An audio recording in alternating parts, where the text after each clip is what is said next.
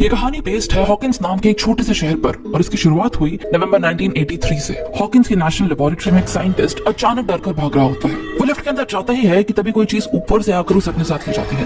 अब कहानी के मेन कैरेक्टर्स 4 दोस्तों को दिखाया जाता है, माइक, विल, डस्टिन और लूकस, जो माइक के घर एक बोर्ड गेम खेल रहे होते हैं। तभी वहाँ माइक की मॉम कैरन आकर सबको गेम बंद करने को बोलती है। वो सभी फिर वहाँ से अपने अपने घर के लिए निकल जाते हैं। जाने से पहले डस्टिन माइक की बड़ी बहन नैन्सी से मिलता है, जो उसे इग्नोर कर देती है। उसे लगता है कि बड़े होने के बाद ये थोड़ी अजीब सी हो गई है।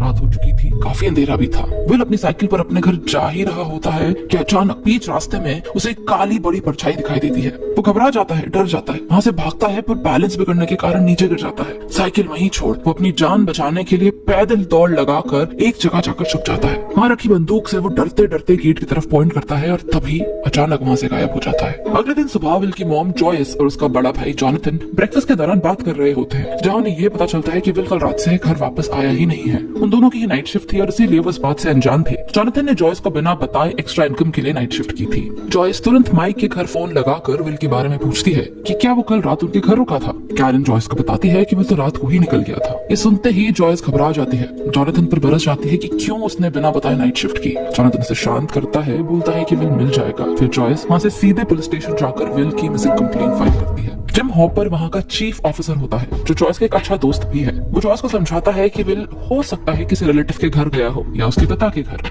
हॉकिंस एक बहुत छोटा और सिंपल सा शहर है जहाँ मुश्किल से कोई क्राइम हुआ होगा। यही वजह है कि हॉपर इतना रिलैक्स्ड होता है। तो जॉयस के कहने पर वो विल को ढूंढना शुरू करता है। स्कूल में माइक, डस्टिन, लूकस को लगता है कि शायद एक्स्ट्रा क्लासेस के लिए विल आज स्कूल जल्दी आ गया होगा। वहीं नैन्सी अपनी बेस्ट फ्रेंड बारबरा के साथ स्कूल के सबसे हॉट लड़के स्टीव के बारे में बात कर रही होती है। बारबरा नैन्सी को स्टीव के नाम से टीज कर रही होती है, पर नैन्सी ऐसे बिहेव करती है जैसे उन दोनों के बीच कुछ है ही नहीं, वो तो सिर्फ दोस्त है। उधर हॉकिंस लैब के मेन डायरेक्टर डॉक्टर ब्रैनर की एंट्री होती है। साइंटिस्ट के गायब होने के बाद वो खुद लैब आकर इंस्पेक्शन करते हैं। वो किसी चीज के बारे में बात कर रहे होते हैं जो एक अजीब से दरवाजे से निकला होता है। लैब के पूरे ईस्ट विंग को 1 घंटे में खाली कर उसे सील कर दिया जाता है ताकि वो चीज वहाँ से बाहर ना निकल पाए। इतना ही नहीं, ब्रैनर एक लड़की के बारे में भी पूछते हैं जो मौके का फायदा उठाकर लैब से भाग गई थी।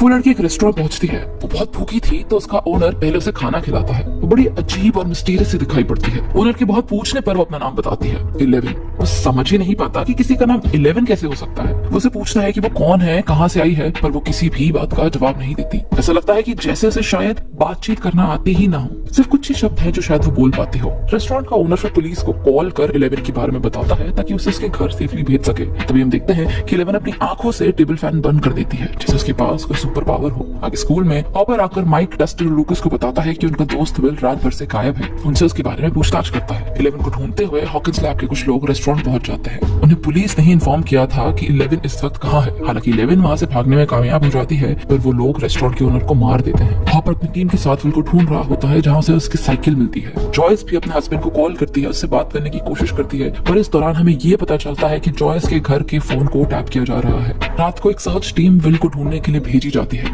माइक, डस्टिन और लूकस भी सबसे छुप कर विल को ढूंढने निकल जाते हैं, जहाँ अचानक उनके सामने 11 आ खड़ी होती है। पर सबसे हैरानी की बात तो ये कि उस रात जॉयस को एक फोन कॉल आता है। फोन पर कुछ भी ठीक से सुनाई नहीं दे रहा था। अजीब अजीब सी आवाजों के बीच जॉयस को विल के सांस लेने की आवाज आती है, जिससे वो समझ जाती है कि विल नहीं उसे कॉल किया है। वो उसे बात कर पाती कि तभी अचानक फोन की लाइन में एक इलेक्ट्रिक फॉल्ट होता है और फोन खराब हो जाता है। रात होने की वजह से माइक जंगल से 11 को अपने साथ घर ले आता है और उसे अपने रूम में छुपा देता है। 11 उसे बताती है कि वो बुरे लोगों से बचकर भाग रही है और इसी बातचीत के दौरान माइक और 11 के बीच दोस्ती होने लगती है। इनफैक्ट उसके पास कुछ सुपर पावर्स है, ये बात भी माइक, लूकस और डस्टिन को पता चल जाती है। तो रूम में लगी फोटो को देख विल को पहचान लेती है। वो ज्यादा बोल नहीं पाती, पर माइक समझ जाता है कि शायद वो बता सकती है कि विल कहाँ है। 11 उन्हें बताती है कि विल एक मॉन्स्टर से छुपकर कहीं बैठा है। उधर जॉयस हॉपर को फोन कॉल के बारे में बताती है कि फोन पर किसी जानवर जैसी आवाज आ रही थी, पर बीच में उसे विल के सांस लेने की आवाज आई। पर हॉपर को लगता है कि शायद ये उसके मन का वहम है और वो उसकी बात अनसुना कर उसके हस्बैंड लॉनी के घर विल को ढूंढने चला जाता है। वहाँ जाकर जब उसे ये पता चलता है कि विल तो वहाँ आया ही नहीं था, तो उसे शक होने लगता है कि कहीं कोई हादसा ना हो गया हो विल के साथ। उधर हॉकिंस लैब में डॉक्टर ब्रैनर की टीम जॉयस का रिकॉर्डेड फोन कॉल सुन रहे होते हैं, यानी कि विल के घूमने में कुछ ना कुछ हाथ इनका जरूर शामिल है। इतना ही नहीं, फ्लैशबैक में हमें यह दिखाया जाता है कि डॉक्टर ब्रैनर ही 11 के पिता है, जो कई समय से उस पर टेस्ट करवा रहे थे। आगे रात को माइक की बहन नैन्सी बारबरा के साथ स्टीव के घर एक पार्टी के लिए जाती है, जहां बारबरा ठीक उस साइंटिस्ट की तरह अचानक गायब हो जाती है। उधर जॉनथन बिल को ढूंढने के लिए जंगल में जाकर अलग अलग जगह की तस्वीरें ले रहा होता है और इसी दौरान वो नैन्सी और उस पार्टी की फोटोज भी क्लिक कर लेता है। उस रात एक बार फिर जॉयस को विल का फोन कॉल आता है। इस बार विल डरती हुई आवाज में बस मॉम बोल पाता है। एक बार फिर वो फोन ठीक उसी तरह चलकर खराब हो जाता है। पूरे घर में अजीब अजीब सी हरकतें होने लगती है। लाइट्स बंद चालू होती है। विल के रूम में उसके और उसके भाई जॉनथन का बचपन का फेवरेट सॉन्ग अपने आप बजने लगता है। अपनी माँ को किसी तरह जैसे विल अपने वहां होने का एहसास करा रहा हो कि तभी अचानक एक दीवार से कोई चीज बाहर आने की कोशिश करती है। एक मॉन्स्टर जिसका कोई फेस नहीं होता। वो इतना भयानक होता है कि उसे देखकर जॉयस भागकर सीधे अपनी कार में चली जाती है। कुछ देर बाद जब वो दोबारा घर के अंदर जाती है तो दीवार को देखकर ऐसा लगता है जैसे वहां कुछ हुआ ही नहीं था। जॉयस ये सब देखकर श्योर हो जाती है कि विल के साथ जरूर कोई पैरानॉर्मल चीज हुई है और वो उससे बात करने की कोशिश कर रहा है। तो वो अकेले ही इस सब के बारे में पता करना शुरू कर देती है। जॉयस जॉनथन को इस बारे में बताती है पर वो उसकी बात पर भरोसा ही नहीं कर पाता। उधर स्टीव के घर से गायब हुई बारबरा एक बहुत ही अजीब सी जगह पर आ जाती है। उस पर कोई इनविजिबल चीज अटैक कर देती है। अगले दिन नैन्सी को बारबरा के गायब होने के बारे में पता चलता है पर वो किसी से भी ये बात नहीं बताती। स्कूल में स्टीव जॉनथन का कैमरा छीन कर उसे तोड़ देता है और पार्टी के सारे पिक्चर्स उससे लेकर फाड़ देता है। फटे हुए टुकड़ों को नैन्सी इकट्ठा कर लेती है, जिन्हें जोड़ने पर उसे एक मॉन्स्टर बारबरा के पीछे खड़ा दिखाई देता है और इसी बात का पता लगाने के लिए वो दोबारा स्टीव के घर जाती है। वहां जाते ही वो देखती है कि अचानक उसके सामने वो मॉन्स्टर आ खड़ा है जिसने बारबरा और साइंटिस्ट दोनों पर अटैक किया था। वो किसी तरह अपनी जान बचाकर वहां से भाग निकलती है। उधर जॉयस लाइट्स के थ्रू विल से बात करने की कोशिश करती है। विल उसकी बात का जवाब भी देता है। इन्वेस्टिगेशन के दौरान हॉपर को ये समझ आ जाता है कि विल के गायब होने में हॉकिंस लैब का कुछ न कुछ कनेक्शन तो जरूर है। इतना ही नहीं, उसे एक बहुत बड़ी बात पता चलती है कि कई सालों पहले डॉक्टर ब्रैनर पर टेरी आइस नाम की एक औरत ने केस किया था कि डॉक्टर ब्रैनर ने उसकी बेटी को किडनैप किया ताकि वो उसके ब्रेन पर एक्सपेरिमेंट्स कर सके। पर इस केस को डिसमिस कर दिया गया और हॉकिंस लैब में हो रहे रिसर्चेस खुद CIA ने सैंक्शन और अप्रूव किए हैं। उधर अपनी सुपर पावर्स से 11 माइक डस्टिन लूकस को ये बताती है कि विल अपने ही घर में छुपा है। पर अगले ही पल एक लेक से विल की डेड बॉडी मिलती है। इसकी वजह से माइक को यह लगता है कि 11 ने उसे झूठ कहा। हालांकि थोड़ी देर बाद 11 ये बात साबित कर देती है कि विल जिंदा है। माइक के वॉकी टॉकी पर वो उसे विल की आवाज सुनाती है। उधर जॉयस को छोड़कर सब इस बात को मान लेते हैं कि विल मर चुका है, पर जॉयस उससे कांटेक्ट करने की कोशिश लगातार करती रहती है। उन दोनों के बीच फोन पर बात भी होती है। विल ठीक उसी जगह फंसा था जहां बारबरा को ले जाया गया था। वो एक मॉन्स्टर की बात करता है। जॉयस उसे समझाती है कि वो जहां है बस वहीं छुप कर रहे। स्कूल में विल के लिए एक प्रेयर मीटिंग रखी जाती है जहां 11 को भी मेकओवर कर लाया जाता है। स्कूल रेडियो की मदद से 11 जॉयस और विल की फोन कॉन्वर्सेशन सुन लेती है। डस्टिन और लूकस को भी कंफर्म हो जाता है कि 11 सच बोल रही थी, विल अभी भी जिंदा है। उसकी बातचीत को डिकोड कर माइक और बाकी सब फाइनली ये पता कर लेते हैं कि विल उसी के घर पर है, पर किसी और डायमेंशन में, जिसे अपसाइड डाउन कहा जाता है। दरअसल हमारी दुनिया की ही तरह अपसाइड डाउन एक अंधेरी दुनिया है जहां मॉन्स्टर्स रहते हैं जिन्हें डेमोगॉर्गन्स कहा जाता है। किसी तरह हमारी दुनिया और उनकी दुनिया आपस में जुड़ गई है। इन दोनों डायमेंशंस के बीच कोई गेट खुल गया है जिसके कारण डेमोगॉर्गन विल को अपने साथ वहां ले गया है और इस वक्त विल वहीं अपसाइड डाउन में कैद है। उधर नैन्सी भी जॉनथन को सब बता देती है कि कैसे उसकी फोटो की मदद से वो डेमोगॉर्गन तक पहुंच पाई। जॉनथन को फाइनली अपनी माँ जॉयस पर यकीन हो जाता है और इस बात का भी यकीन हो जाता है कि विल जिंदा है। वो दोनों जंगल में विल और बारबरा को ढूंढने निकल जाते हैं। गलती से नैन्सी अपसाइड डाउन पहुंच जाती है पर किसी तरह जॉनथन उसे बाहर निकाल लेता है। वो दोनों फिर वहां से नैन्सी के घर जाते हैं पर स्टीव उन्हें साथ में देखकर ये सोचता है कि नैन्सी शायद उसे चीट कर रही है। वहाँ हॉपर भी किसी तरह विल की डेड बॉडी तक पहुंच जाता है। उसे पता चलता है कि जो बॉडी विल की बताई जा रही है वो तो एक नकली बॉडी है। वो जॉयस से मिलता है, उसे इस बारे में सब कुछ बताता है कि हो ना हो डॉक्टर ब्रैनर का अपसाइड डाउन से कुछ ना कुछ कनेक्शन तो जरूर है। फिर वो दोनों वहां से टेरी आइस के घर जाते हैं। उसकी बेटी के बारे में पूछते हैं तो उन्हें ये पता चलता है कि उसकी बेटी का नाम जेन था। उसके पैदा होते ही डॉक्टर ब्रैनर ने उसे अपने साथ लैब में रखा और उसके ब्रेन पर एक्सपेरिमेंट्स करना शुरू किए और सबको ये बताया कि वो पैदा होते ही मर गई थी। जेन कोई और नहीं बल्कि 11 ही है। डस्टिन, माइक और ल्यूकिस ऑल्टरनेट डायमेंशन को और अच्छे से समझने के लिए अपने साइंस टीचर की मदद लेते हैं। उनके प्रोफेसर को लगता है कि वो तीनों सिर्फ क्यूरियोसिटी के चलते सब कुछ पूछ रहे हैं। बताते हैं कि किसी भी और डायमेंशन को खोलने के लिए बहुत ज्यादा एनर्जी की जरूरत होती है। ऐसा करते ही टाइम और स्पेस के बीच दरार आ जाएगी और ऐसा करते ही ग्रेविटी, मैग्नेटिक फील्ड सब कुछ गड़बड़ा जाएगा।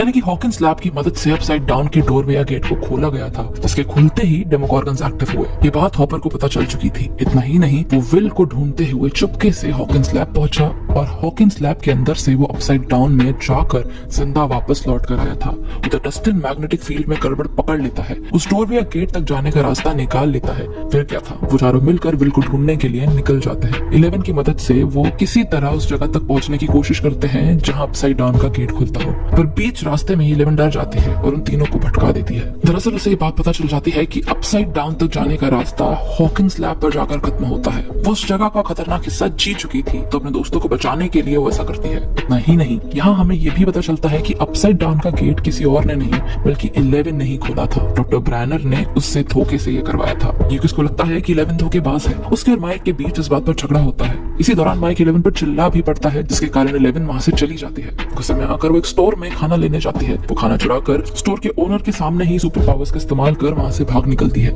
हालांकि माइक, डस्टिन और लूकस ये समझ जाते हैं कि 11 ने उन्हें बचाने के लिए ही उनसे झूठ कहा और रास्ता भटकाया था, और वो सब फिर एक साथ हो जाते हैं। पर स्टोर में हुए इंसिडेंट की इन्फॉर्मेशन डॉक्टर ब्रैनर तक पहुंच जाती है और इस बार वो 11 को ढूंढते हुए सीधे एक सर्च टीम लेकर माइक के घर आ जाते हैं, और इसी कारण चारों बच्चों को वहां से भागना पड़ता है। वो बस के अंदर जाकर छुप जाते हैं और कुछ देर बाद उन्हें हॉपर आकर वहां से रेस्क्यू कर सीधे जॉस के घर लेकर जाता है। जॉयस और हॉपर दोनों 11 को देखते ही समझ जाते हैं कि ये टेरी आइव्स की बेटी जेन है। 11 की मदद से वो लोग ये पता लगा लेते हैं कि विल अपसाइड डाउन में कहाँ छुपा है। वो बाइस कैसल में होता है, जिसे बचपन में विल और उसके भाई जोनाथन ने बनाया था। अब हॉपर और जॉयस हॉकिंस लैब पहुंचते हैं ताकि वहां से अपसाइड डाउन जाकर विल को वापस ला सके, पर इस बार हॉपर पकड़ा जाता है। हॉपर डॉक्टर ब्रैनर के साथ एक डील करता है कि अगर उसने उन दोनों को अपसाइड डाउन जाने दिया तो वो 11 का पता उन्हें बता देगा और हॉकिंस लैब की सच्चाई भी कभी किसी के सामने नहीं आएगी। वो इस बात पर अग्री हो जाते हैं और हॉपर और जॉयस को फिर अपसाइड डाउन में जाने के लिए अलाउ करते हैं। उधर ब्रैनर 11 को वापस लाने के लिए एक टीम के साथ स्कूल तक पहुंच जाते हैं, जहां चारों बच्चों को छुपाया गया था।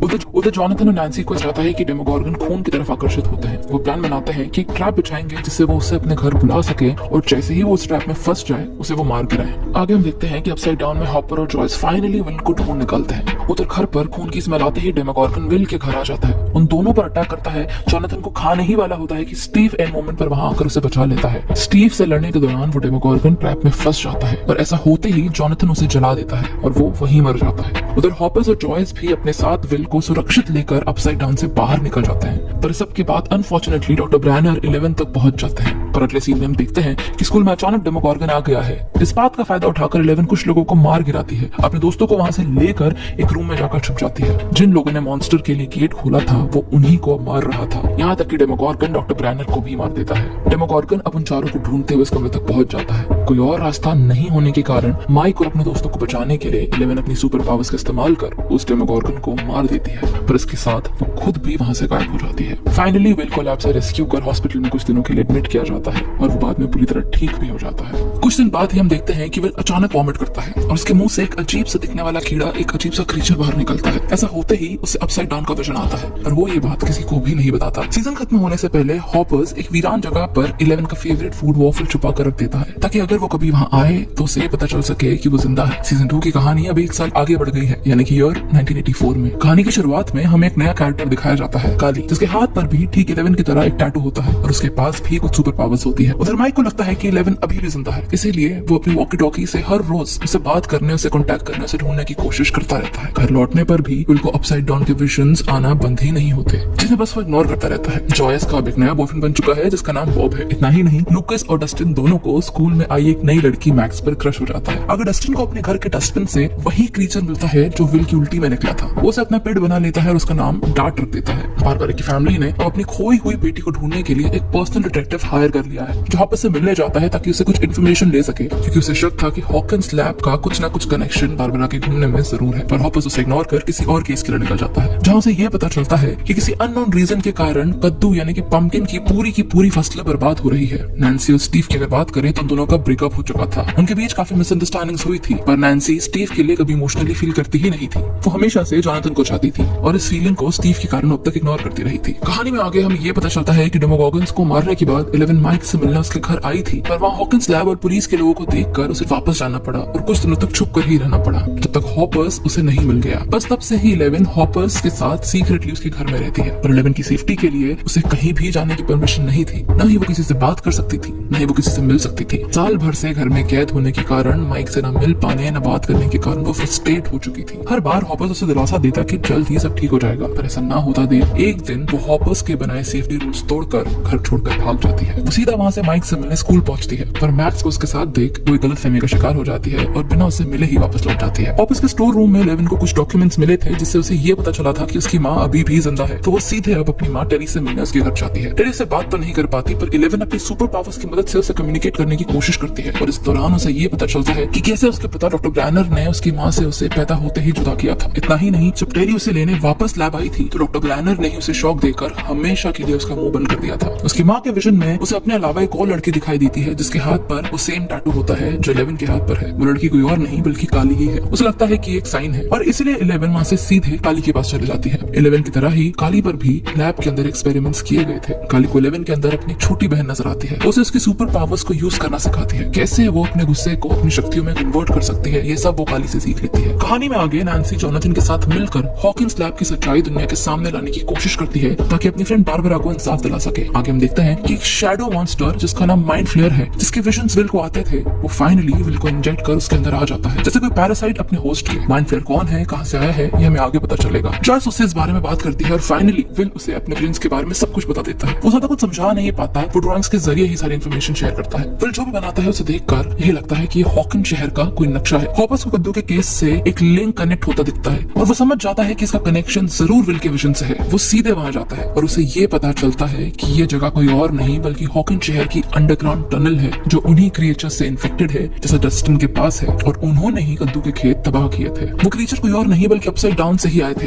यंग डेमोगॉर्गन्स जिन्हें डेमोडॉग्स कहा जाता है, जो पैदा होते ही कीड़े के जैसे दिखते हैं। वो सब माइंड फ्लेयर यानी कि शैडो मॉन्स्टर की आर्मी है। माइंड फ्लेयर किसी भी माइंड को कंट्रोल कर सकता था और ये सब अपसाइड डाउन से बाहर निकले हैं। लैब के नए डायरेक्टर डॉक्टर ओवन जो कि एक अच्छे इंसान है, उस टनल को जलाने का काम शुरू करते हैं, पर जैसे ही ऐसा होता है बाहर खड़े विल को अचानक कुछ होने लगता है। इसीलिए बीच में ही टनल खत्म करने का काम रोकना पड़ता है। विल को सीधे ट्रीटमेंट के लिए हॉकिंस लैब ले जाया जाता है। डॉक्टर ओवन उस पर कुछ टेस्ट करने के बाद इस बात का खुलासा करते हैं कि क्योंकि माइंड फ्लेयर ने विल की बॉडी पर कब्जा किया है तो वो भी अब उसकी आर्मी का हिस्सा है और यही कारण है कि जब डेमोडॉग्स को जलाया जा रहा था तब विल पर भी उसका असर हो रहा था और उन्हें खत्म करने से विल की जान भी जा सकती है। इतना ही नहीं, धीरे धीरे हॉकिंग शहर पर यही डेमोडॉग्स अटैक करना शुरू कर देते हैं। अपने शहर को बचाने के लिए स्टीव, डस्टिन, लूकस और मैक्स एक तरफ इन डेमोडॉग्स को रोकने का काम करते हैं। बाद में नैन्सी और जॉनथन भी उन्हें ज्वाइन कर लेते हैं, तो दूसरी तरफ लैब में डेमोडॉग्स अटैक कर देते हैं। डॉक्टर ओवन पीछे से हॉपर्स, जॉयस, बॉब, माइक और विल को बाहर जाने में मदद करते हैं, पर सबके बीच बॉब मारा जाता है। पूरे शहर में डेमोडॉग्स अटैक करना शुरू कर चुके थे। वहाँ से जैसे तैसे निकल कर फिर ये सब बायस रेसिडेंस यानी कि विल के घर इकट्ठा होते हैं ताकि डेमोडॉग से खुद को बचा सके और सेफली वहाँ छुप सके। तभी हम देखते हैं कि अचानक वहाँ 11 आ जाती है। माइक किसी खतरे में है, उसे सेंस हो जाता है और वो वहाँ आकर उन सभी को डेमोडॉगन से उस वक्त बचा लेती है। माइक और 11 एक दूसरे से मिलकर रो पड़ते हैं। माइंड फ्लेयर विल की बॉडी पर ऑलमोस्ट पूरी तरह कब्जा कर लेता है, पर फिर भी विल किसी तरह उन सबको सीक्रेटली ये बताता है कि अपसाइड डाउन का गेट बंद करने से सब खत्म हो जाएगा। फिर क्या था,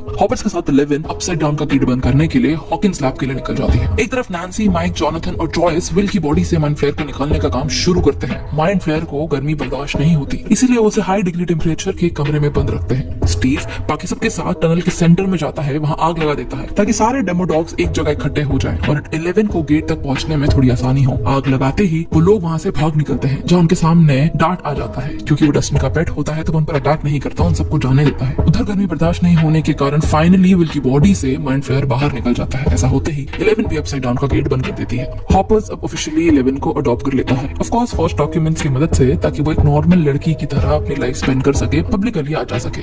नैन्सी, जॉनथन और उस डिटेक्टिव की रिपोर्ट्स की वजह से Hawkins lab permanently shut down कर दिया जाता है। सब कुछ नॉर्मल हो जाता है। लूकस और मैक्स फाइनली गर्लफ्रेंड बॉयफ्रेंड बन जाते हैं। 11 और माइक भी एक दूसरे को डांस के वक्त किस करते हैं। डस्टिन और स्टीव भी एक दूसरे के अच्छे दोस्त बन जाते हैं। नैन्सी और जॉनथन एक दूसरे के साथ होते हैं जैसे कोई हैप्पी एंडिंग। पर सीजन खत्म होने के पहले एक विजन में हमें यह दिखाया जाता है कि शैडो मॉन्स्टर यानी कि माइंड फ्लेयर स्कूल के ऊपर से सब बच्चों पर नजर रखा हुआ है और बूम, ये कहानी यहाँ खत्म हो जाती है। सीजन 3 की शुरुआत में हम देखते हैं कि सब बच्चे अपना टीनेज फेज एंजॉय कर रहे होते हैं। डस्टिन समर कैंप के लिए जाता है और फाइनली उसकी भी वहाँ सूजी नाम की गर्लफ्रेंड बन जाती है, पर क्योंकि वो एक लॉन्ग डिस्टेंस गर्लफ्रेंड होती है तो कोई भी उस पर विश्वास नहीं करता। सबको लगता है कि जस्टिन झूठ बोल रहा है। उधर माइक और 11 एक दूसरे के बिना रह ही नहीं पाते। लूकस और मैक्स के बीच भी प्यार और नोकझोंक चलती रहती है। हालांकि विल कहीं ना कहीं बॉयज का लोन टाइम मिस कर रहा होता है, पर वो किसी से इस बारे में ज्यादा कुछ बोलता नहीं। जॉनथन और नैन्सी की अगर बात करें तो वो दोनों अब एक मीडिया हाउस हॉकिंस पोस्ट में इंटर्नशिप कर रहे होते हैं। पर सबसे हैरानी की बात तो ये है कि मैक्स के स्टेप ब्रदर विली के साथ एक बहुत अजीब सा हादसा होता है, जिसके बाद वो पूरी तरह बदल जाता है। बॉब के जाने के बाद जॉयस फाइनली थोड़ा रिकवर करती है। हॉपर और वो वैसे तो बचपन के दोस्त हैं, पर उन्होंने अच्छा बुरा हर तरह का समय साथ बताया था। हॉपर को हमेशा से जॉयस की फिक्र रहा करती थी, पर अब उसे जॉयस से प्यार होने लगा था। उसे डिनर के लिए इनवाइट करता है, जिसे वो मन ही मन एक डेट कंसिडर करता है। है। माइक और 11 की क्लोजनेस से भी वो काफी परेशान रहता है, तो जॉयस उसे समझाती है कि उसे बैठकर उन दोनों से एक दोस्त की तरह हार्ट टू हार्ट बात करनी चाहिए। तभी अचानक जॉयस देखती है कि स्टोर में फ्रिज मैग्नेट्स अचानक गिर जाते हैं और अपना मैग्नेटिज्म लूज कर देते हैं। उसे याद आता है कि उसके घर पर भी ऐसा ही कुछ हुआ था। उसे ये सब बहुत सस्पिशियस लगता है, तो वो सीधे स्टोर से विल के साइंस टीचर के घर जाती है, उनसे इस बारे में बात करती है और ऐसा करने में उससे रात हो जाती है। तो वो हॉपर के साथ डिनर पर जाना भूल जाती है। ऐसा इसलिए होता है क्योंकि जो बात उसे पता चलती है वो उसके होश उड़ा कर रख देती है। हॉकिंस में एक बहुत बड़ी मशीन बनाई जा रही थी, शायद करोड़ों वोल्ट की बिजली पैदा कर रही थी और उसी के कारण ये सब हो रहा था। उसे एक बाइक वाले आदमी पर शक होता है जो नया नया शायद शहर में आया होता है। जॉयस का वेट करते करते हॉपर निराश होकर घर लौट जाता है। वो एक लेटर लिखकर माइक और 11 से बात करने की कोशिश करता है, पर वो ऐसा कर नहीं पाता। तो वो सीधे माइक को धमकाता है कि वो 11 से दूर रहे, पर 11 इस बात से अनजान होती है।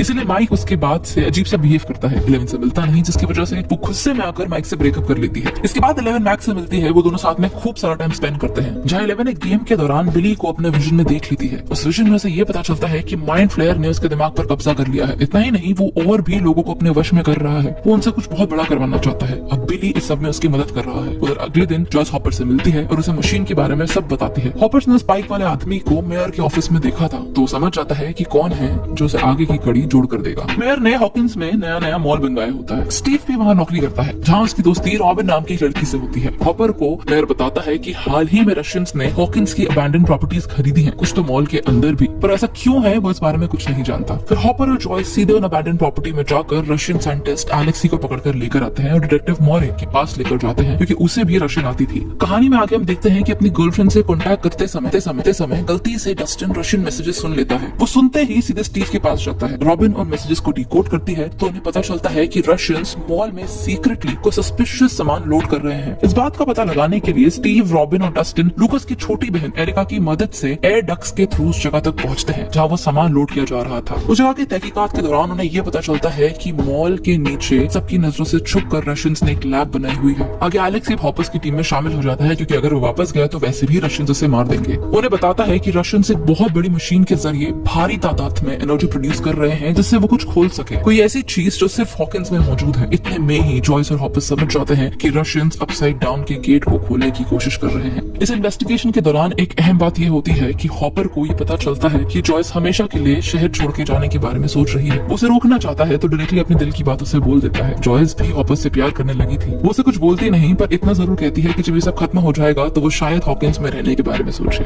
अपसाइड डाउन का गेट खुल रहा था और यही कारण था कि माइंड फ्लेयर आजाद हो चुका था। वो लोगों को इकट्ठा कर रहा था और वो ऐसा इसलिए कर रहा था क्योंकि वो 11 को मार कर उससे बदला लेना चाहता था, क्योंकि उसने अपसाइड डाउन का गेट बंद किया था। 11 को जैसे ही माइंड फ्लेयर के बारे में पता चलता है, वो माइक और बाकी सबसे ये बात शेयर करती है। हॉकिंस पोस्ट में काम कर रहे जोनाथन और नैन्सी भी एक रिपोर्ट पर इन्वेस्टिगेशन कर रहे होते हैं, जिसमें शहर के केमिकल्स अचानक गायब हो रहे थे। चूहे उन्हें खा रहे थे। जिस औरत ने उन्हें टिप दी थी, अब वो भी केमिकल खाते हुए पकड़ी गई थी। वो सभी लोग ऐसा कर रहे थे क्योंकि अब यही लोग माइंड फ्लेयर का एक वेपन बनने वाले थे। एक एक करके सब लोग डिसॉल्व होकर एक बहुत बड़े ऑर्गेनिक मास में कन्वर्ट हो जाते हैं। माइंड फ्लेयर का एक फिजिकल फॉर्म बन जाते हैं। ऐसा होते ही अब माइंड फ्लेयर 11 को ढूंढना शुरू करता है। उधर स्टीव और डस्टिन भी मशीन देखकर ये समझ जाते हैं कि लैब में क्या हो रहा है। वहाँ से बाहर जाने की कोशिश में स्टीव और रॉबिन पकड़ा जाते हैं, जिन्हें इन्वेस्टिगेशन के दौरान काफी टॉर्चर किया जाता है। फिर बाद में एक फॉल्स अलार्म क्रिएट करके रशियंस को डिस्ट्रैक्ट करते हुए डस्टिन और एरिका रॉबिन और स्टीव को छुड़वा लेते हैं। जोनाथन और नैन्सी भी अब माइको ग्रुप के साथ मिल जाते हैं। उधर माइंड फ्लेयर 11 को ढूंढकर उस पर अटैक कर देता है, जिसकी वजह से उसके पैर पर एक बहुत गहरा घाव हो जाता है। हालांकि वो लोग वहाँ से भागने में कामयाब भी हो जाते हैं। आगे हम देखते हैं कि मॉल में फंसे डस्टिन और स्टीव माइक से कॉन्टैक्ट कर उसे हेल्प के लिए बुलाते हैं। 11 तुरंत बाकी सबके साथ वहाँ पहुंचकर स्टीव, डस्टिन, एरिका और रॉबिन को रशियन से बचा लेती है। पर ऐसा करते ही उसके पैर में अचानक से बहुत तेज दर्द होने लगता है। उसके पैर के अंदर माइंड फ्लेयर का एक टुकड़ा रह जाता है, जिससे वो उसे ढूंढते हुए मॉल के बाहर तक आ जाता है। जैसे ही 11 उस टुकड़े को बाहर निकाल कर फेंकती है, उसकी सारी सुपर पावर्स खत्म हो जाती है। जॉयस और हॉपर्स मॉल के साथ बच्चों को बचाने और अपसाइड डाउन का गेट बंद करने के लिए फाइनली मॉल पहुंच जाते हैं। एरिका और डस्टिन बाहर रहकर उन तीनों को अंदर जाने में मदद करते हैं। वो एक वॉकी टॉकी के थ्रू आउट द रूट उन्हें गाइड करते रहते हैं। रशियन से बचते बचाते फाइनली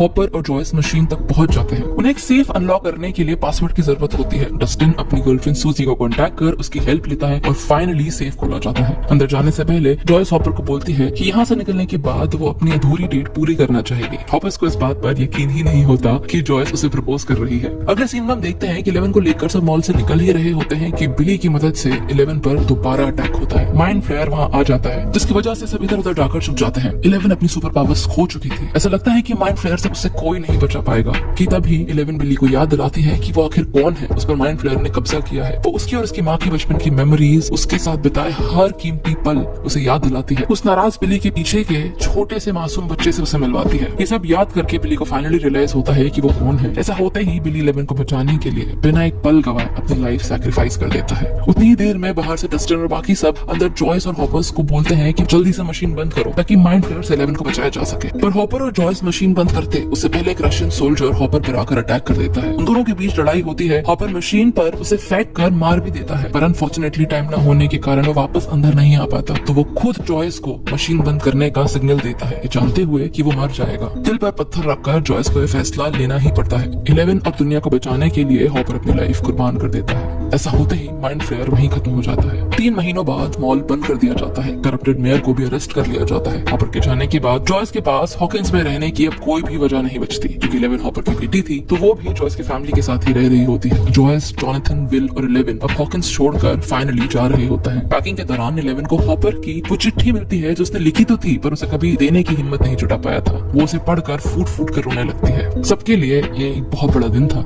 एक दूसरे से फिर मिलने का वादा कर फाइनली जॉयस अपनी फैमिली और 11 को लेकर हमेशा के लिए हॉकिंस को छोड़कर कैलिफोर्निया शिफ्ट हो जाती है। सीजन 4 की शुरुआत एक फ्लैशबैक से होती है, ईयर 1979, जहां हम ये देखते हैं कि हॉकिंस लैब में डॉक्टर ब्रैनर बहुत सारे बच्चों पर एक्सपेरिमेंट्स कर रहे होते हैं जिनके पास भी 11 की तरह सुपर पावर्स होती है। पर एक दिन अचानक वो सारे बच्चे मारे जाते हैं सिवाय 11 के। उस सीन को देखकर लगता है कि शायद 11 ने गलती से उन सब बच्चों को मार दिया होगा। कहानी फिर 1986 प्रेजेंट में शिफ्ट होती है, जहां हम देखते हैं कि 11 को कैलिफोर्निया में काफी प्रॉब्लम्स हो रही है। उसे स्कूल में बुरी तरह बुली किया जाता है। इतना ही नहीं, अपनी सुपर पावर्स खोने और माइक से दूर होने के कारण वो बहुत ही ज्यादा दुखी रहती है। पर उससे भी हैरानी की बात यह है कि जॉयस को एंटोवो नाम के एक आदमी ने एक डॉल के थ्रू सीक्रेट मैसेज भेजा है कि हॉपर अभी भी जिंदा है और उसे रशिया में कैद किया गया है। उधर हॉकिंस में लूकस ने बास्केटबॉल टीम ज्वाइन कर ली है और वो ज्यादातर उसी ग्रुप के साथ अपना समय बिताता है। वो उस ग्रुप के लीडर जेसन को बहुत एडमायर करता है और इसी के कारण वो माइक और डस्टिन से थोड़ा दूर हो गया है। इतना ही नहीं, अब मैक्स और लूकस का ब्रेकअप हो चुका था। बिली की डेथ का मैक्स पर काफी बुरा असर हुआ था। वो ग्रुप से अलग रहने लगी थी। इनफैक्ट वो स्कूल में काउंसलर को भी कंसल्ट कर रही होती है। डस्टिन और माइक ने स्कूल में हेलफायर नाम के ग्रुप को ज्वाइन कर लिया है। इस ग्रुप का लीडर होता है एडी। ये लोग D&D नाम का एक बोर्ड गेम खेलते हैं और साथ में इनका एक बैंड है जो लाइव म्यूजिक भी परफॉर्म करता है। स्प्रिंग ब्रेक में अब माइक 11 से मिलने कैलिफोर्निया जाता है। 11 और विल दोनों उससे मिलकर बहुत खुश होते हैं, पर 11 उसके सामने ऐसे पेश आती है जैसे उसके पास बहुत सारे दोस्त हैं और वो यहाँ बहुत खुश है। आगे हॉकिंस में हम देखते हैं कि बास्केटबॉल क्लब के लीडर जेसन की क्रिसी नाम की गर्लफ्रेंड होती है। क्रिसी को कुछ दिन से बहुत डरावने विजन्स आ रहे होते हैं, जिसके लिए वो काउंसलर से भी मिलती है, पर वो इतना ज्यादा परेशान होती है कि खुद को डिस्ट्रैक्ट करने के लिए वो ड्रग्स लेने के बारे में सोचती है और इसीलिए वो हेलफायर ग्रुप के लीडर यानी कि एडी से मिलती है। एडी उसे अपने घर बुलाता है, पर तभी अचानक किसी को कोई चीज पोजेस कर लेती है और उसे बहुत बुरी तरह मार देती है। ये देखकर एडी को समझ नहीं आता कि वो क्या करे, तो वो डर के कारण वहाँ से भाग जाता है। मैक्स एडी की नेबर होने की वजह से एडी को डरी हुई हालत में भागते हुए देख लेती है, तो वो सीधा डस्टिन और बाकी सबके पास जाती है और एडी के बारे में उन्हें बताती है, क्योंकि एडी सिर्फ हेलफायर ग्रुप का लीडर ही नहीं था बल्कि डस्टिन का एक बहुत अच्छा दोस्त भी था।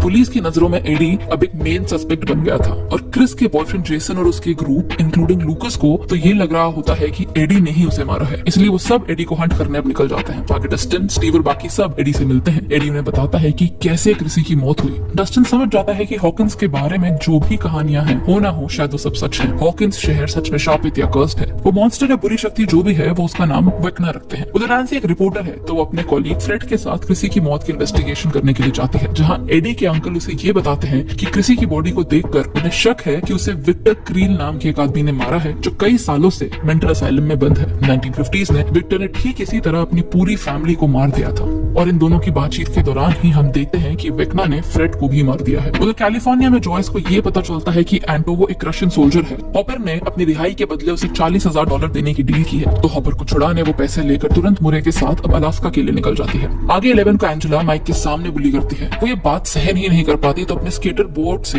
जोर से उसे मार देती है। माइक ये देखकर शॉक रह जाता है, जिस पर विल उसे बताता है कि एल झूठ बोल रही थी। ये सब जिनको वो दोस्त बता रही है वो उसके दोस्त नहीं बल्कि वही लोग हैं जो उसे बुली करते आ रहे हैं। वो यहाँ बहुत ज्यादा परेशान और दुखी है। घर जाने के बाद 11 किसी से भी बात नहीं करती। माइक जब उसे मिलने जाता है तो उसे याद आता है कि माइक ने भी उसे ठीक डॉक्टर ब्रैनर की तरह जज किया। इतना ही नहीं, वो इस बात से भी बहुत ज्यादा दुखी होती है कि जब से वो कैलिफोर्निया शिफ्ट हुई है तब से माइक ने ना फोन पर ना कभी लेटर में एक बार भी उसे कहा है कि वो उससे प्यार करता है। उसे पूछती है कि उसे क्या हो गया है, क्या वो उसे अब भी प्यार करता है, जिस पर माइक को समझ ही नहीं आता कि उस वक्त वो क्या रिप्लाई करे। वो कहना तो चाहता है पर वो पता नहीं कि वो बस चुप रह जाता है, जिससे 11 और ज्यादा हॉट हो जाती है। इससे पहले कि वो दोनों बात कर पाते वहाँ पुलिस आकर एंजेला को हर्ट करने करने के लिए 11 को अरेस्ट करके ले जाती है। फिर बीच रास्ते में ही हम देखते हैं कि डॉक्टर ओवेंस आकर 11 को छुड़ा लेते हैं और उसे बोलते हैं कि हॉकिंस खतरे में है, हमें तुम्हारी जरूरत है। अपने दोस्तों और दुनिया को बचाने के लिए तुम्हें अभी वापस लैब चलना होगा ताकि तुम्हारी खोई हुई सुपर पावर्स हम वापस ला सकें। सिचुएशन की सीरियसनेस को समझते हुए 11 उनके साथ चली जाती है और माइक के लिए पीछे से बस एक नोट छोड़ जाती है। डॉक्टर ओवेंस माइक, जॉनथन और विल की सेफ्टी के लिए 2 गार्ड्स को उनके घर पर भी भेज देते हैं। हम यहाँ देखते हैं कि अब 3 कहानियां एक साथ चल रही है। एक हॉकिंस में वैक्ना और मिस्टीरियस डेथ्स की, दूसरी 11 की सुपर पावर्स वापस लाने की और तीसरी हॉपर्स को रेस्क्यू करने गए जॉयस और मूरे की। हॉकिंस में नैन्सी और लूकस दोनों अब ग्रुप के साथ मिल जाते हैं। नैन्सी और रॉबिन अब विक्टर क्रील से मिलने असाइलम जाते हैं, जहां उन्हें ये पता चलता है कि कई साल पहले ठीक इसी की तरह उसकी पूरी फैमिली को भी किसी चीज ने पोसेस किया था और फिर उन्हें बड़ी ही बेरहमी से मार दिया था। पर पुलिस को उसकी बात पर यकीन नहीं था,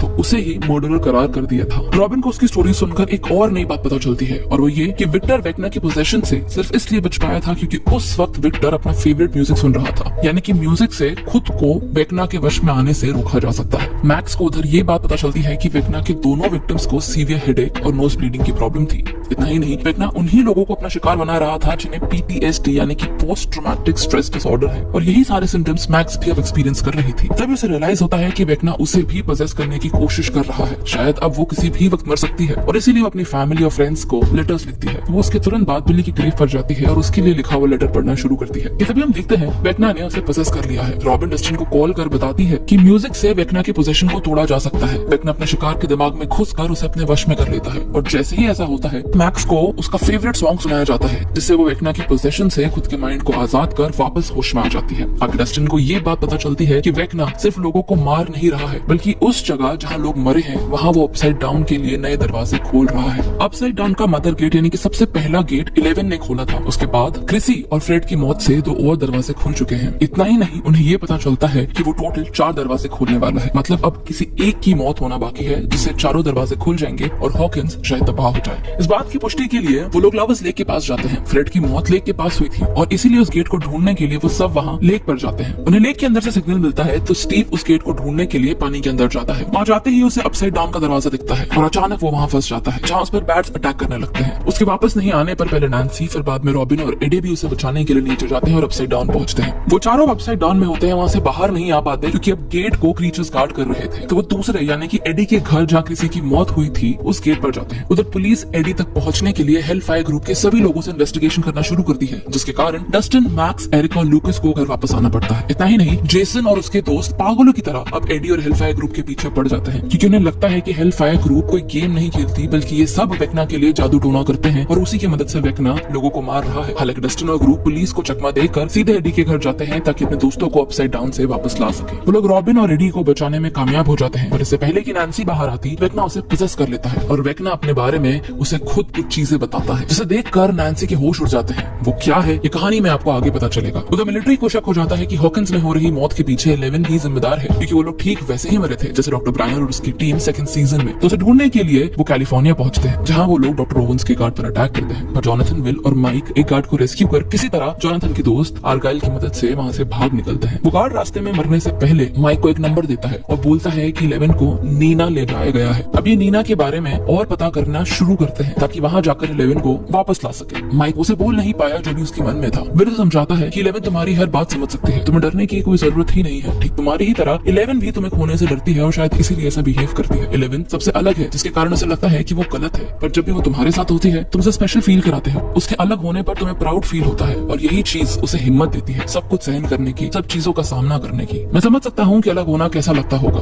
और बस ये बोलकर विल चुपके से अकेले में रोने लगता है। बिल्कुल देखकर लगता है जैसे वो खुद अपने ही बारे में बात कर रहा हो। आगे हम देखते हैं कि नीना एक सीक्रेट लैब है जिसे डॉक्टर ब्रायनर ने ही बनाया है और वो अभी भी जिंदा है। 11 उन्हें अपने आंखों के सामने खड़ा देख शॉक्ड हो जाती है। डॉक्टर ओवेंस उसे बताते हैं कि इतने समय से वो डॉक्टर ब्रायनर के साथ ही काम कर रहे थे। जब भी किसी इंसान को ब्रेन स्ट्रोक होता है तो उसकी वजह से उसकी मेमोरी पर भी असर होता है। वो बेसिक चीजें जैसे चलना, बात करना तक भूल सकता है। हॉपर को खोने के बाद और माइंड फ्लेयर के अटैक के बाद 11 के साथ भी ऐसा ही कुछ हुआ था, जिसकी वजह से उसकी पावर्स चली गई हैं और उसकी मेमोरी भी थोड़ी वेग हो गई है। डॉक्टर ब्रायनर और ओवन ने नीना नाम का एक आइसोलेशन टैंक बनाया है, जिसकी मदद से 11 की खोई हुई मेमोरीज वापस आएगी और उसी के साथ उसकी सुपर पावर्स भी उसे मिल जाएगी। नीना के अंदर 11 को लैब में बिताया हुआ अपना पुराना समय याद आता है, जब वहाँ के बच्चे जो उसी की तरह सुपर पावर्स रखते थे उसे बुली किया करते थे। है। वहाँ उसकी दोस्ती हेनरी से होती है जो एक्सपेरिमेंट्स में उसकी मदद भी करता है। उसे बोलता है कि उसे डॉक्टर ब्रैनर पर पूरी तरह भरोसा नहीं करना चाहिए। 11 की सुपर पावर्स वापस लाने के लिए नीना की मदद से उस पर कई एक्सपेरिमेंट्स किए जा रहे थे। कुछ हद तक उसकी पावर्स अब वापस भी आ चुकी थी। तभी हेनरी उसे ये रिवील करता है कि वो उसके ही जैसा है। इनफैक्ट वो हॉकिंस लैब में लाया गया पहला बच्चा है जिस पर ब्रैनर ने एक्सपेरिमेंट्स किए थे। उसका नाम असली में वन है। वो भी उन्हीं बच्चों की तरह है और उसके पास भी सुपर पावर्स है। जैसे ही 11 को ये बात पता चलती है वो शॉक्ड हो जाती है। वन 11 से बोलता है कि वो दोनों वहाँ से भाग जाएंगे। 11 उसके नेक पर लगे डिवाइस को निकाल देती है ताकि अब वो अपनी सुपर पावर्स यूज कर सके। पर ऐसा होते ही वहाँ से भागने के लिए वन वहाँ मौजूद सभी बच्चों को मार देता है, जिसे देखकर 11 के होश उड़ जाता है। दरअसल ये रियलिटी आज की नहीं है, बल्कि 11 तो नीना में ये सब एक्सपीरियंस कर रही है। ये उसका पास्ट है। इस सीजन की शुरुआत में हमें दिखाया जाता है कि शायद 11 ने लैब में बच्चों को मार दिया था, पर हकीकत तो ये होती है तब वन ने उन सब बच्चों को मारा था और स्ट्रोक की वजह से 11 ये सब भूल चुकी थी। इतना ही नहीं, इसके बाद जो होता है वो आपके होश उड़ा देगा। बच्चों को मरा हुआ देख बचपन में 11 अपनी सारी शक्ति का इस्तेमाल कर वन को मार देती है और इसी तरह पहली बार अपसाइड डाउन का गेट खुलता है।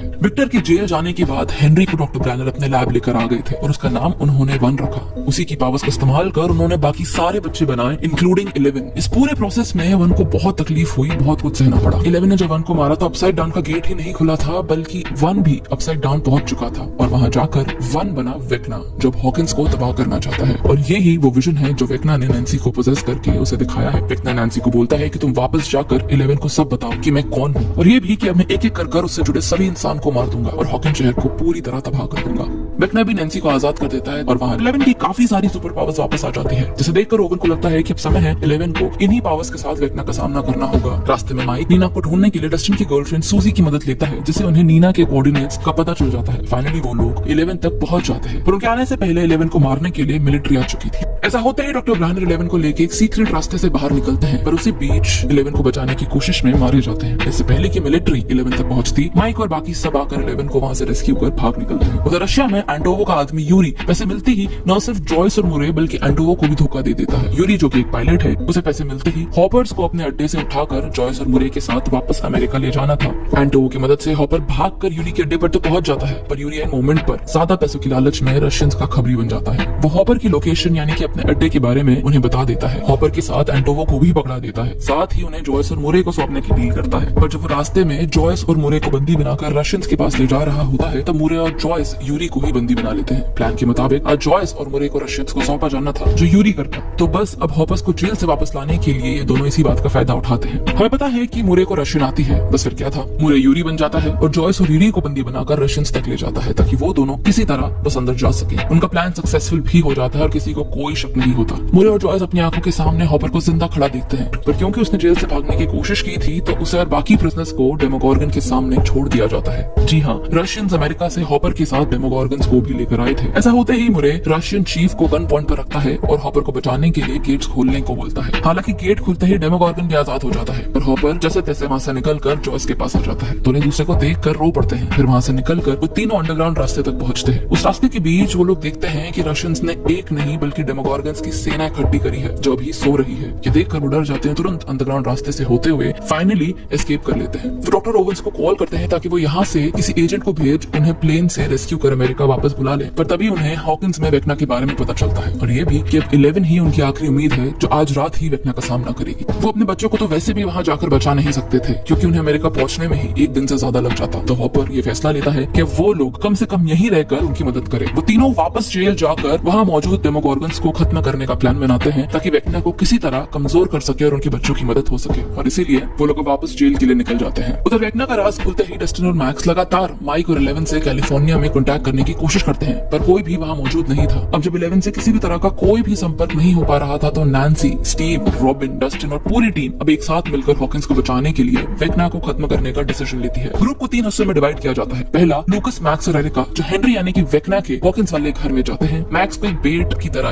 यूज करते हैं ताकि वहां आकर वेक्ना से पोसेस करने की कोशिश करे। जैसे ही वेक्ना से पोसेस करता है, एरिका बाकियों को सिग्नल देती है। मैक्स जितनी देर तक वेक्ना को उलझाए रखे उतना ज्यादा समय बाकियों को मिल सकता था। ऐसा होते ही स्टीव, रॉबिन और नैन्सी अपसाइड डाउन एंटर करते हैं और सीधे हेनरी के घर निकलते हैं जहां इस वक्त वेक्ना की बॉडी मौजूद होगी। उन तीनों को एक साफ रास्ता मिल सके उसके लिए एडी और डस्टिन अपसाइड डाउन में जाते हैं और अपने बैंड का गाना परफॉर्म करते हैं ताकि वहां मौजूद बाकी क्रीचर्स उनकी तरफ अट्रैक्ट हो सके। 11 को अपने विजन में सब साफ साफ दिख रहा होता है। वो किसी भी हालत में हॉकिंस तो पहुंच नहीं सकती थी, तो ठीक वेक्ना की तरह ही मैक्स के माइंड में घुसकर उसे रोकने का फैसला करती है। माइक और बाकी सब लोग वहीं एक पिज्जा स्टोर में आइसोलेशन टैंक बनाते हैं। पहले बाल्की की तरह अपनी सुपर पावर्स की मदद से 11 वापस अपसाइड डाउन एंटर करती है। वेक्ना मैक्स को बोलता है कि उसे उसके प्लान के बारे में पहले से ही पता था। वो उसके बुलाने से वहां नहीं बल्कि खुद अपनी मर्जी से वहां आया है। प्लान के मुताबिक उधर एडी और डस्टिन क्रीचर से बचते बचाते वापस गेट की तरफ भाग रहे होते हैं, पर वेक्ना स्टीव, रॉबिन और नैन्सी को पकड़ लेता है, जिससे उनका दम घुटने लगता है। एडी भागने की जगह वहां कुछ देर और रुक कर अपने दोस्तों को टाइम बोरो करने में मदद करता है, जिसे देखकर डस्टिन को रोना आ जाता है। डस्टिन वापस अपनी दुनिया में आ जाता है, पर एडी वहीं मारा जाता है। मैक्स को वेक्ना अब मारने ही वाला होता है कि तभी 11 वहां आकर उसे रोकती है, पर अभी भी वो वेक्ना के सामने थोड़ी कमजोर थी। वेक्ना एक एक करके उसकी आंखों के सामने सबको कमजोर कर रहा होता है। मैक्स के लिम्स तक तोड़ देता है, यहाँ तक कि वो 11 को भी कमजोर कर रहा होता है। माइक 11 की बॉडी को देखकर समझ जाता है कि शायद अब कुछ बहुत बुरा होने वाला है। वो उसका हाथ पकड़ता है और उसे बोलता है कि एल, मैं यही हूँ, मैं तुम्हारे साथ हूँ, मैं तुमसे बहुत प्यार करता हूँ, मैं सच में तुमसे बहुत बहुत प्यार करता हूँ। आई एम सॉरी, मैं आजकल ये ज्यादा कहता नहीं। मैं इस बात से डरता था कि कभी किसी दिन तुम्हें मेरी जरूरत नहीं हुई तो, और अगर मैंने तुम्हें अपनी फीलिंग्स के बारे में बता दिया तो मुझे और ज्यादा तकलीफ होगी। पर सच तो ये है एल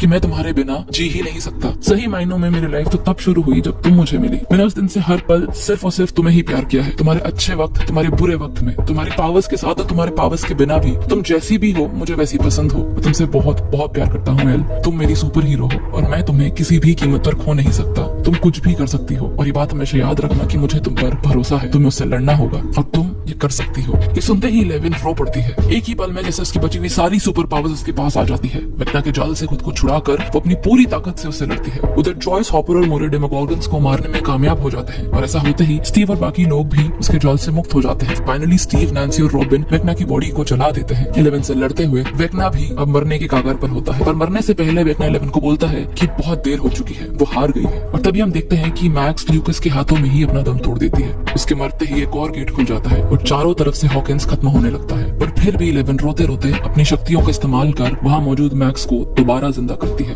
2 दिन बाद हम देखते हैं कि माइक, 11, जॉनथन और विल हॉकिंस अपने लोगों के पास वापस आ चुके हैं। न्यूज चैनल्स पर हॉकिंस की बात की जा रही है, जहां ये बताया जा रहा है कि वहां अर्थक्वेक आया था, लोग शहर को छोड़कर जाने लगे हैं, घायल लोगों को बचे हुए लोग मदद कर रहे हैं। मैक्स अभी भी जिंदा है, पर वो कोमा में है। सब लोग एक साथ फिर अपने घर वापस आ जाते हैं, उसे साफ करने लगते हैं। तभी एक मिलिट्री की गाड़ी उनके घर के बाहर आकर खड़ी हो जाती है, जिसे देखकर ऐसा लगता है कि वो लोग 11 को लेने आए हैं। पर तभी हम देखते हैं कि गेट से हॉपर अंदर आता है। 11 उसे अपने सामने देख फूट फूट कर रोने लगती है। कहती है कि मैंने उम्मीद नहीं छोड़ी थी, मैं गेट आज भी 3 इंच खुला रखती हूँ आपके इंतजार में। फाइनली सब लोग दोबारा एक साथ होते हैं, पर अभी भी खतरा टला नहीं था। विल को भी माइंड फ्लेयर के होने का एहसास होता है। इतना ही नहीं, उसे तो ये भी लगता है कि वेक्ना अभी भी जिंदा है, और ये सीजन यहीं खत्म हो जाता है। माइंड फ्लेयर अपसाइड डाउन का राजा है, डेमोगोर्गन्स उसके प्यादे और वेक्ना लेट्स से एक वजीर। तो आगे अब क्या होगा ये तो अगले सीजन में ही पता चलेगा। आपको क्या लगता है हमें कमेंट करके जरूर बताएं। अगर आपको आज का वीडियो अच्छा लगा हो तो हमारे चैनल को सब्सक्राइब करें और इस वीडियो को ज्यादा से ज्यादा लाइक